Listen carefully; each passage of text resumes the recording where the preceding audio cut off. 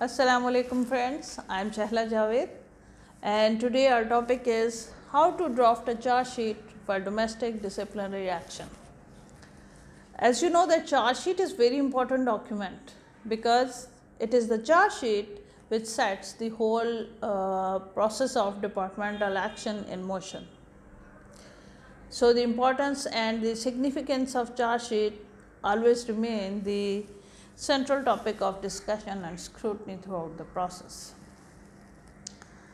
Before going into details, I would like to explain some misconception about the nomenclature of charge sheet.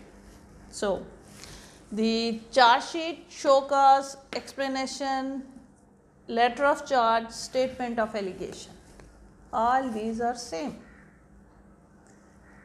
They are just the title and the heading of this document which we call charge sheet. So, it is the text, the subject in the body of communication that determines, not the title or heading. So, the important part of charge sheet is the body of its document. So, while drafting a charge sheet, we usually divide the charge sheet into 4 major parts. The first part is narration, second is charging, third is opportunity of explanation, and the fourth one is communication. So, come to the first part, narration. Remember that charge sheet always have a background. When the management decided to issue a charge sheet, so definitely there must be some reason, some cause behind that. So, it may be an incident, it may be the certain acts or omissions of employee which are against the rules and regulation of the company. It may be certain acts of fraud. It may be the improper behavior and conduct of employee, and a charge sheet or disciplinary action may be initiated on the basis of complaint. So, while drafting a charge sheet, it is essential that details of such relevant facts must be written in charge sheet.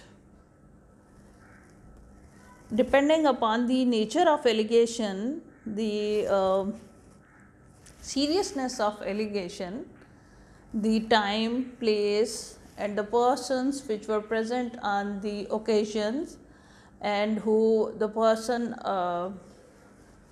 were present at the occasions, the relevant detail must be included in charge sheet. And after the narration part, the most important part of charge sheet is charging.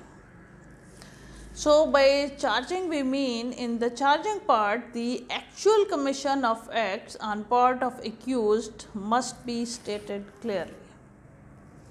The role of culprit must be defined.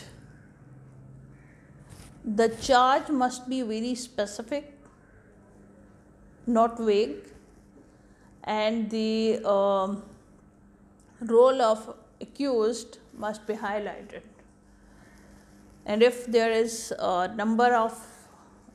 series of acts, or what we call, there is the series of transaction and occurrence of certain acts, so they must be separately enumerated. So, after defining the role of culprit in commission of that act, we will come towards the third part, that is the opportunity of explanation. So, this part of charge sheet necessarily requires the person who is accused of allegation be asked or called upon to explain his position. Now, depending upon the situation, on the seriousness of allegation, how urgently the things are needed to be probed or investigated. So the time which is given for submission of reply to charge sheet depends upon the nature of allegation. If there is apprehension that the accused will distort the evidence, accused will influence the witnesses, so the minimum time will be given for the reply of charge sheet. And if there is no such apprehension, though, then reasonable time may be given. Usually from 3 days to 7 days are given for the submission of reply of charge sheet, but there is no hard and fast rule about the time. So it depends on the nature of allegations. So the provision of time frame for the submission of reply to charge sheet has also its importance. So it is different from case to case. Okay. Now come towards the fourth part, that is the communication. This part pertains to the delivery and communication of charge sheet. When charge sheet is framed, the communication is also very important. So how it communicates? So the law requires the registered post mode of service, and in addition to the registered postal mode, you can adopt the secondary additional options like the courier services, emails, and whatever electronic mediums are used for the communication of charge sheet. But and in case if you are if the person is physically present in your office or physically present in the company, so you can personally deliver the charge sheet to the person. But in that case, if you are personally handing over charge sheet to accused, so the acknowledgement of that so receiving may be acknowledged, receiving must be acknowledged. So when charge sheet is delivered to a person and you have receiving or the proofs of that communication, then this process is completed. So in today I tried to explain the how we can draft a charge sheet.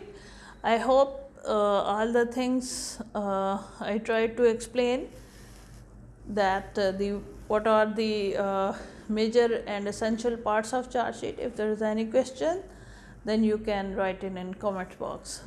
So thank you for watching. Allah Hafiz.